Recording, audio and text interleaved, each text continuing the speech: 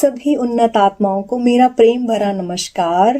मैं हूं हरमनप्रीत और आप देख रहे हैं थियोसॉफिकल लोटस मिशन। दोस्तों, आज मैं आप सबसे ध्यान में अपने पास्ट लाइफ के कुछ बहुत ही सुंदर अनुभवों को शेयर करने जा रही हूं। दोस्तों, वो अनुभव ऐसे थे कि मेरे जीवन के प्रति नज़रिया ही चेंज हो गया और मेरे पास सक्षम गुरु हैं।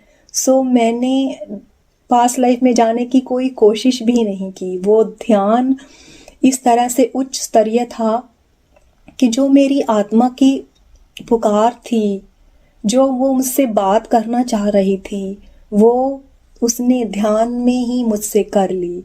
मैं ध्यान करते हुए क्या देखती हूँ कि मैं ध्यान में ही बैठी हुई हूँ और एक सुंदर सी जगह है। वो घर बहुत ही आलीशान है, लेकिन उस समय सिर्फ मैंने खुद को बस बैठे हुए देखा। मैं करीब 30-32 साल की युवती रही होंगी और ध्यान से बाहर आने के बाद मुझे वो सारी स्मृतियाँ सामने आ गई।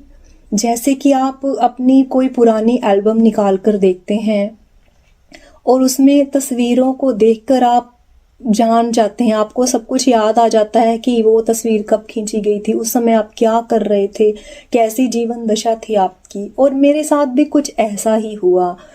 मुझे उस दृश्य से सब कुछ याद आ गया कि मैं साउथ इंडियन महिला थी और मैं हिंदू धर्म से ताल्लुक़ रखती थी और मैं एक संपन्न महिला थी और ध्यानी थी।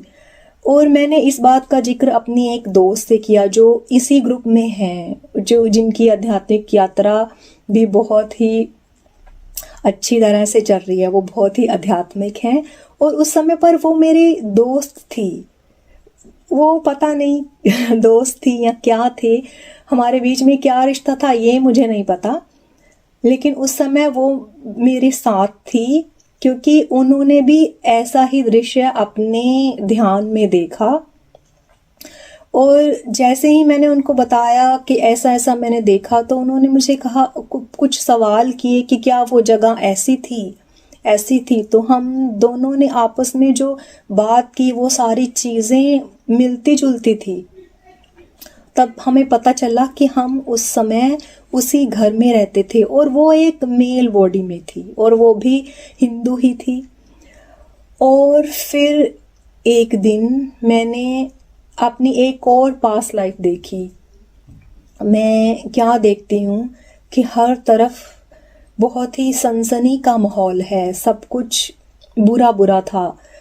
लोग आपस में लड़ रहे थे, एक दूसरे को मार काट कर रहे थे, हर तरफ खून बिखरा हुआ है, लोगों के चीखने चिल्लाने की आवाज़ें आ रही हैं, खाने पीने की चीज़ें बिखरी हुई हैं ज़मीन पर और घर टूटे हुए हैं। और मुझे देखकर बहुत ही बुरा लग रहा था और मैं बार बार पास्ट लाइफ से बाहर आ रही थी और फिर दोबारा से वो शुरू हो जाती थी और मैंने अब उसी लाइफ के कई दृश्यों को बार बार देखा। और ध्यान से बाहर आने के बाद मैंने अपनी उसी दोस्त से फिर से उनको ये साझा किया कि मैंने इस तरह से कुछ देखा है। तो उन्होंने कहा कि उन्होंने भी ऐसा ही समय देखा है। जो समय स्वतंत्रता संग्राम के वक्त जो संघर्ष चल रहा था, ये वो समय था और उस समय उनके साथ भी कुछ बहुत बुरा हादसा हुआ था और उस हादसे की पीड़ा को वो आज भी कुछ हद तक महसूस करती हैं।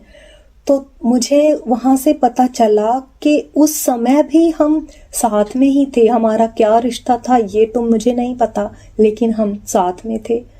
और मेरे हस्बैंड ने भी अपनी पास्ट लाइफ देखी और वो पास्ट में स्वतंत्रता संग्रामी थे और वो हरिद्वार में थे। और अचंभे की बात है कि वो भी उस जीवन में मेरे साथ रहे होंगे। हमारे बीच में कोई ना कोई संबंध तो रहा होगा, इसीलिए ही हम एक दूसरे के साथ हैं इस लाइफ में भी। और मैंने अपनी एक और दोस्त हैं जो कि इसी ग्रुप में हैं, और उनसे ये बात शेयर की, और उनके साथ भी मेरे संबंध बहुत ही अच्छे हैं।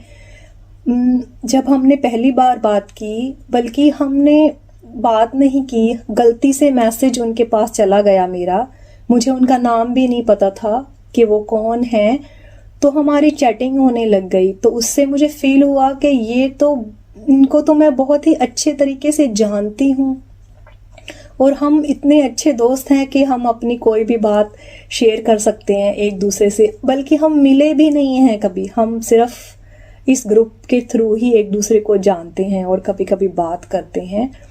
तो उन्होंने मुझे बताया कि वो भी एक स्वतंत्रता संग्रामी थी, और वो एक मेल बॉडी में थी, किसी ने उनको मार दिया था। तो उस समय पर वो भी इस जीवन में हमारे साथ उस जीवन में थी, और इस वक्त भी हैं। और एक और लाइफ में मैंने खुद को यूरोप में किसी क्रिश्चियन महिला के रूप में देखा। मेरी उसी पास्ट लाइफ के एक दूसरे दृश्य में मैंने खुद को एक नदी के किनारे ध्यान करते हुए देखा। तो मेरा अंदाज़ा है कि वो हरिद्वार ही होगा, क्योंकि मेरे हस्बैंड उस समय हरिद्वार में थे और वो गंगा जी थी।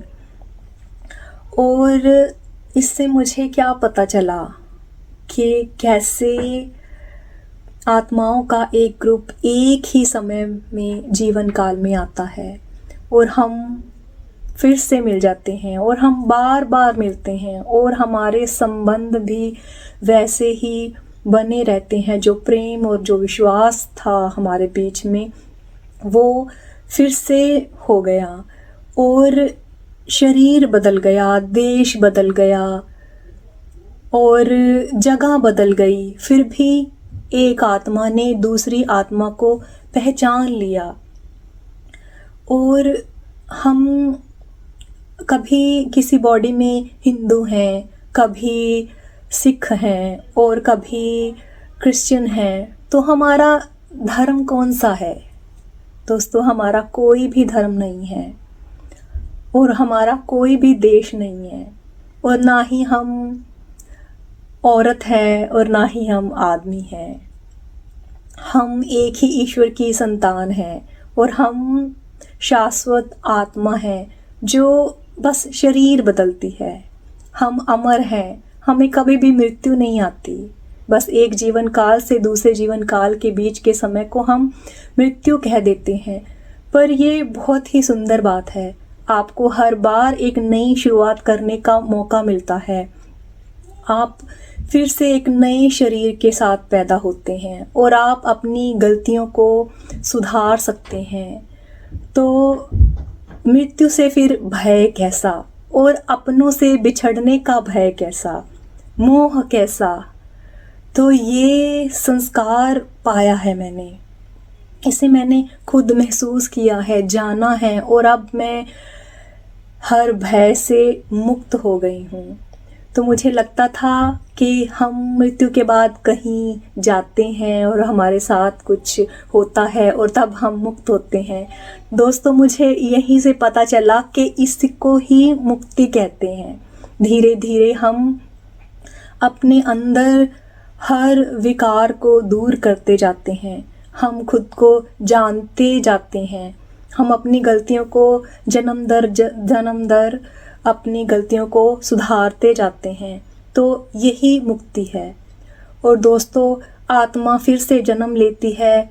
ये बातें आपने कहीं किसी धर्म ग्रंथ में सुनी होंगी, पढ़ी होंगी, किसी दूसरी वीडियो में आपने सुना होगा, और अभी भी आप सुन रहे हैं क्योंकि आप किसी तलाश में हैं। और मेरी इस वीडियो के ख़त्म होने के बाद आप फिर से कोई और वीडियो देखेंगे, आप जानने की कोशिश करेंगे, लेकिन क्या आप सत्य जान पाएंगे? नहीं। आप तब तक नहीं जान पाएंगे जब तक आप स्वयं अनुभव नहीं कर लेते। उसके लिए आपको एक सक्षम गुरु की आवश्यकता पड़ेगी। तो मेरा आप सबसे आग्रह है कि आप हमारे साथ जुड़ें, हमारी मंजीत मैम के साथ जुड़ें, और आप धीरे धीरे मुक्ति के मार्ग पर स्वयं सब कुछ जानते हुए, स्वयं का सत्य जानते हुए चलें। मैं अपनी इस वाणी को यहीं पर विराम देती हूँ और मेरे बहुत सुंदर अनुभवों को लेकर मैं फिर से आपके सामने प्रस्तुत होंगी।